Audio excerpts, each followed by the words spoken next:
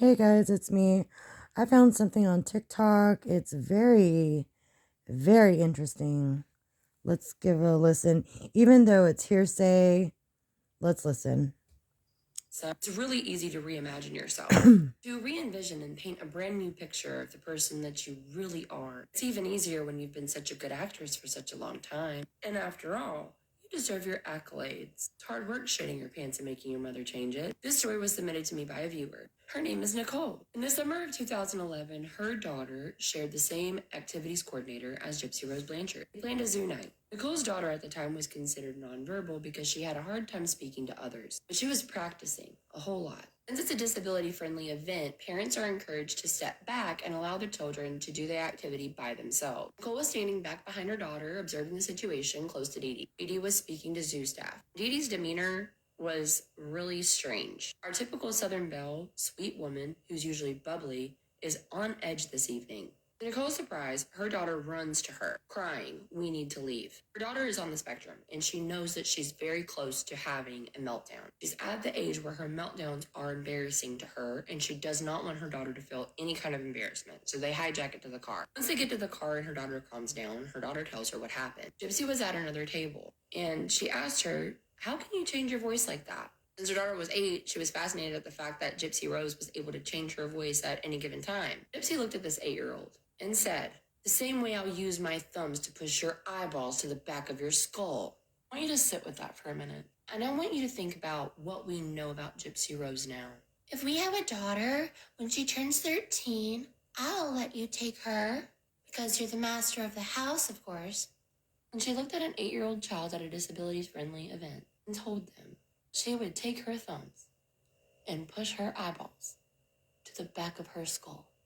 Now, here's an even more enlightening thing from Nicole's daughter at the time. Nicole's daughter did not like her. Nicole's daughter said that she was a spoiled brat. Nicole's daughter picked up on the fact that this person's a bad seed very early on. Nicole did the responsible thing and she reported it to the service coordinator. And the service coordinator said there was just nothing they could do, and there probably wouldn't be any disciplinary action. Because of this, it forced Nicole to keep her daughter home and not return to any more activities because they knew that Gypsy would be there. And her daughter, rightfully so, did not want to see Gypsy at all ever again. Even more peculiar, Dee Dee was acting like a battered spouse, as if she was afraid of Gypsy. The event took place at Dickerson Zoo in Springfield, Missouri. And there were several other disability-friendly events that were coordinated for her daughter and Gypsy to be at the same time. Milking cookies with Santa, art walks downtown. The reason her daughter was prompted to ask this question to begin with was the way that she had asked for paint.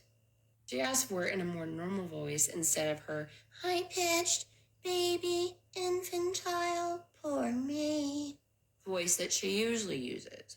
Nicole said that the reason that she compared Dee Dee to a battered spouse was the way that Gypsy had asked for a drink. She said, "I want a drink." And Dee Dee immediately jumped up and ran around very flustered, as if it was all her fault that she didn't think 10 steps ahead to hand her one. Much like our friend V, Nicole feels the same way about Gypsy Rose. She was the first person with a disability that she couldn't find anything to like. Even added, it doesn't feel good to think that way about somebody, especially if they have a disability and especially if they're a child. But Nicole, I think we can let you off the hook for that because she turned out to be neither one. If you were wondering how this impacted Nicole's daughter, it absolutely did not. Nicole's daughter went on to grow up, graduate high school, go to college, and become a vet tech, even showing her independence and moving 2 hours away from home at first to complete her college courses. Nicole's ran into a bad spell with her health, and her daughter has decided to move home and help take care of her. See, Gypsy?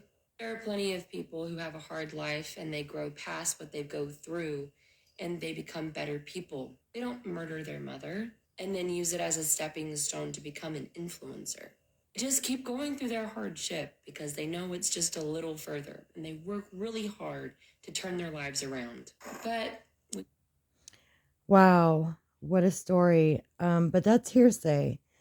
But maybe we can prove it through some of the FOIAs where Gypsy was at. I think there was also there was like a zoo that they did go to. So that could corroborate with the story, but I find it interesting, these stories, I guess, and